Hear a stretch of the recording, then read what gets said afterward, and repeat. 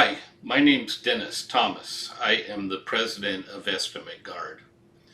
Estimate Guard is a construction management business. We provide construction management services as well as construction management software. And I was hoping just to take a few minutes of your time and let you know about some of the services that we could provide for your company. If you're going to ask your field crews to complete a project at or below your estimate budget, they need to know what your estimate goals are at the task level. Task integrated estimating is something that I started in the early 90s. As a matter of fact, the first time I compiled a task integrated estimate, I did it with a means book and a ledger sheet, and I was a young foreman at the time. But I did it as a way of determining time limits for certain sections of work on my project so that I could assign that to workers, let them know exactly what material they were going to need and how much time they had to complete that task in order to make money for the company. And then I would track their time against the task to see if they succeeded or not. And when you tell someone exactly what to work on, give them a material list for that task, and tell them how much time they have to install it, and then track their actual time against it, that is accountability. And people perform. It's just like magic. All of a sudden, things start getting done on time in relation to the budget. And so it's something I've done for a lot of years. I do very detailed takeoffs. When someone offers me a project, I'll take a look at their estimate data. If there's a way to break it up the way I need to, I'll go ahead and use it. Otherwise, I'll do my own takeoff of the project. And the size of the project determines how detailed that takeoff is going to be. If I'm just delegating tasks to individual employees, they're going to be pretty detailed. But once you get, up in size, if you've got 100 workers on your project that you need to organize, then what I'm going to start doing is chunking those tasks down to a crew level, and I'm going to start assigning them directly to crews instead of to individual employees.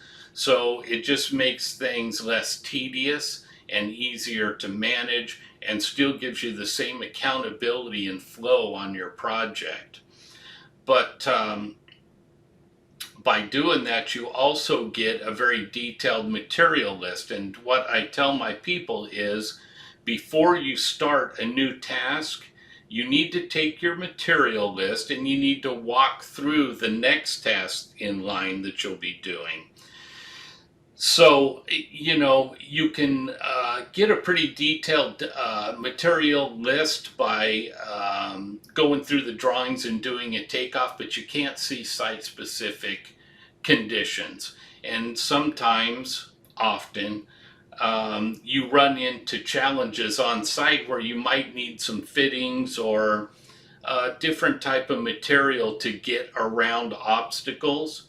And if I need to add those materials for that task, I want to know what material they need in time to get it ordered and get it to site before they start that task. So what I tell them is, if you're starting a fresh task, you had better have walked through the next task in line with your material list and put in your request for any site-specific material that you think you might need.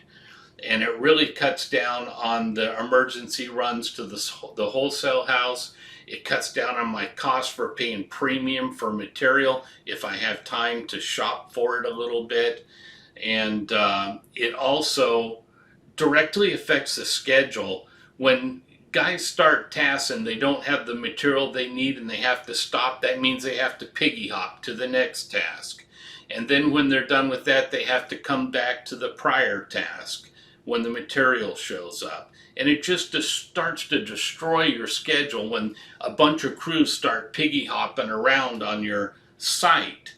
So, one way to keep things focused and moving smoothly is to have the right material on site at the right time so they can go from, you know, task 1 to task 2 to task 3 to task 4 without interruption.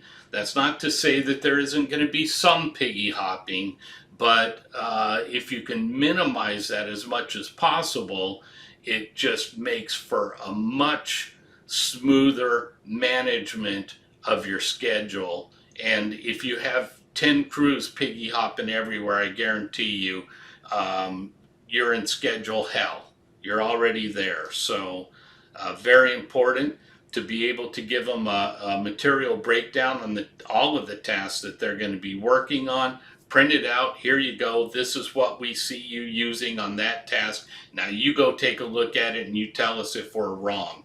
Another thing I will do is before I ever get to that level, I'll generally get together with my foreman or perhaps superintendent, even the material purchaser, and go through the project task by task, vetting the material.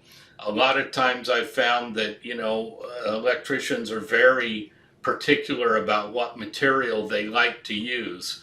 So if I can give them the opportunity to flavor that material to their personality before it ever gets to the job site, I'm way ahead of the game, because they're going to kick my material off to the side and then run to the wholesale house and go get or put in an order for the material that they want to use in place of the material that I specified. So by walking through the entire project with them, task by task, the people who are going to be involved, letting them flavor that material, I'm way ahead of the game, and that also helps cut down on any last minute material requests.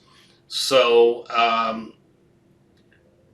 task integrated estimating, I think it's a very powerful tool, something I've been doing for a long time, and it just compiles your material and labor in a way that it's easy to take a look at and evaluate.